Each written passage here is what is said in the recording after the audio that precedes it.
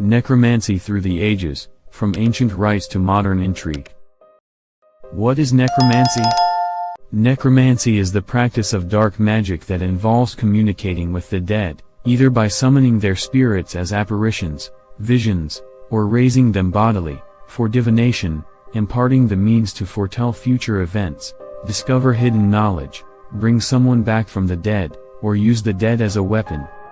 Sometimes referred to as death magic, the word can also be used more broadly to refer to black magic or witchcraft. Such behavior was common among the Assyrians, Babylonians, Egyptians, Greeks, Romans, and Etruscans in ancient times. In medieval Europe, it became connected with black, i.e., destructive, or antisocial, magic and was denounced by the Church. Magic is something that we commonly see through all types of fiction and works of fantasy. Most of the time it provides us with a major plot device. It allows us to submerge ourselves in a world that feels familiar yet unique and fantastical.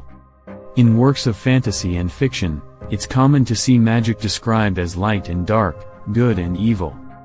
There are acceptable practices and then those that are taboo. The subject of this article is necromancy, a practice that many classify as black magic or dark witchcraft. A school of magic that should not be practiced, but that wasn't always the case, and so today, we'll look at some of the origins of necromancy, how it evolved, and what examples we have today. Before we go any further, we first need to define necromancy. Definition of necromancy. The term necromancy refers to a practice of magic that centers around communicating with the dead. This can involve summoning their spirit or even raising their entire body. As the spirit would no longer be considered part of our world, it's believed they would have access to the past, present, and future. Raising them physically is something we see from those who perhaps wish to bring a loved one back from the dead, or in some cases, they're even used as a weapon to do the bidding of their master. The word itself originated from the Latin necromancia, which was taken from the Greek necromantia or necromathia, which meant divination by the means of a dead body. This takes us to some of the earliest accounts of necromancy which took place in Greece and Rome, along with Egypt and Babylonia. The practice of necromancy in Greece. These practices are often compared to shamanism, and there was no stigma or notion of wrongdoing when it came to necromancy. This is something that came much later. There was a practice in ancient Greece called nekio or anekia, which essentially was a rite or a ritual where the dead would be called upon to answer questions about the future. The shade of Tiresias appearing to Odysseus during the sacrifice, circa 1780–85, painting by Johann Heinrich Fuseli, showing the scene from Book 11 of the Odyssey. One of the earliest examples we have of this kind of necromancy comes from Homer's Odyssey, where we see the powerful sorceress Circe, who is capable of both raising and communion with the dead. Circe then teaches many of these spells to Odysseus, the hero of the story. She then advises him to travel to the underworld and to perform a nekia, to gather the information needed for him to safely return home. In Book 11 of Homer's Odyssey, Odysseus was instructed to raise the spirit of the blind prophet Tiresias, and this ritual is described in some detail. He must first light a fire in the dark of night and then sacrifice animals whose blood will be given to the shades or spirits to drink. Whilst doing this, he would recite the incantations given to him by Circe. Odysseus encounters several spirits before seeing the prophet, the most notable of these being his mother, who he was shocked to see because he believed that she was still alive. When Tiresias finally appears, he drinks the blood and begins to give Odysseus the information needed to make it home, first advising him not to eat the cattle of Apollo to avoid incurring his wrath. He also tells him that he will return home alone with none of his crew. We can see from this example that necromancy wasn't seen as an evil form of magic, almost quite the opposite. This type of necromancy would be used by numerous Greek and Roman poets who would include these rituals in their stories. It became somewhat of a common trope for Greek and Roman heroes to perform a katabasis, a physical journey to the underworld that involved performing a task or a quest, in many cases communion with the dead. Those bringing the dead back to life were referred to as necromancer, and it seemed when it came to summoning one's body, they would mainly focus on those who had died recently within a year or two. Rituals of necromancy did tend to vary. As we saw in Homer's Odyssey, they can be grotesque, involving animal sacrifice and sometimes even mutilation and consumption of the dead. Other times involves practices such as wearing the clothing of the deceased and consuming food such as blackened bread and unfermented grape juice, which was thought to symbolize the decay and lifelessness of death. It was fairly common practice to see artifacts such as talismans and wands used alongside these incantations. When did necromancy become a dark art? So, when did necromancy become this dark art, this school of magic that was considered unacceptable or taboo? Most sources point to once the time of medieval Europe. When the church began to crack down on magic and witchcraft, necromancy was one of those practices to be condemned as dangerous. The church labeled the act of necromancy as maleficium, an act of witchcraft with the intention of doing harm. Necromancy would be equated to raising demons who hid under the guise of spirits. The church believed that resurrection itself was an act that could only be performed with the assistance of God, and several clergies did perform certain degrees of necromancy. These practitioners were almost always highly trained and educated in astrology, demonology, and exorcism, combing the Christian, Jewish and Arabic teachings that centered around necromancy. Practitioners of necromancy or necromancers outlined 3 things they believed could be achieved through the practice: knowledge, illusion, and the ability to manipulate the will of others. These 3 things can all be seen in a positive and a negative light, it just comes down to where you stand. On one side, you have the church who believed those on the outside would use necromancy to harm others and benefit themselves. Those who are not associated with the church saw it as an attempt to control and limit this form of magic so that it would only benefit the church. Now, whether you believe these rituals and this school of magic is real, is completely up to you.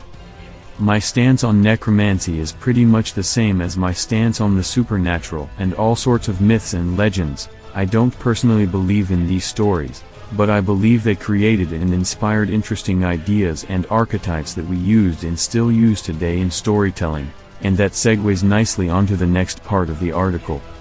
Necromancy in popular culture today. Having discussed what necromancy is, where it came from and how it's changed, we can now look at some more modern examples and how the archetype of a necromancer is used today. For those of you who have been reading this article and waiting for examples of necromancers, there are quite a few that appear in big franchises that you likely would have heard of or seen before. Lord of the Rings. One that many of us would have come across in recent times is Tolkien's character Sauron, the Dark Lord who went by many titles, one of these, of course, being the Necromancer. Those who have watched the movies and maybe read some of the books may be wondering why he was given this title, because raising the dead isn't something we see in any of the movies. However, in the History of Middle-earth, a series of volumes collected by Tolkien's son from all his father's manuscripts in Volume 10, Morgoth's Ring, we see a quote that tells us he is indeed capable of communion with the dead, enslaving them and harnessing their knowledge. It is, therefore, a foolish and perilous thing, besides being a wrong deed forbidden justly by the appointed rulers of Arda, if the living seeks to commune with the unbodied, though the houseless may desire it, especially the most unworthy among them.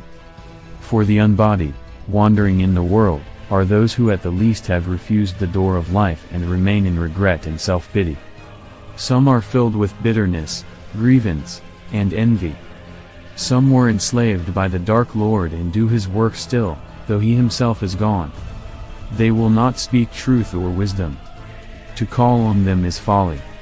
To attempt to master them and to make them servants of one's own will is wickedness. Such practices are of Morgoth, and the necromancers are of the host of Sauron his servant. Mortal Kombat. If we look at the Mortal Kombat franchise, we have Shang Tsung and Quan Chi, who both assumed roles of warlocks and sorcerers who dabble in the art of necromancy. In both their cases, they focus on raising the dead to form armies for their master and ultimately do their bidding. Harry Potter. Raising an army of undead is honestly something that we see from most necromancers. In Harry Potter, we of course have Lord Voldemort, a wizard who did practice necromancy, raising an entire army of skeletons and zombies during the First Wizarding War, which consisted mostly of those he had already murdered. Game of Thrones. We also see something like this with the White Walkers and the Night King of Game of Thrones, who can raise the dead by simply lifting his arms. Black Panther. Now, all these examples so far have evil intentions, and they are the villains of their respected stories, but as we've already seen, necromancy wasn't always considered a dark art, and not all necromancers are depicted as evil. Shuri viewed as a necromancer. We've already discussed the story of Odysseus, who is the hero of Homer's Iliad and the Odyssey.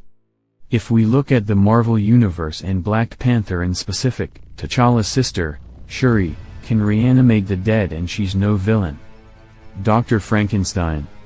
We also have the rather interesting example of Dr. Frankenstein, who many consider being a necromancer who certainly didn't have evil intent.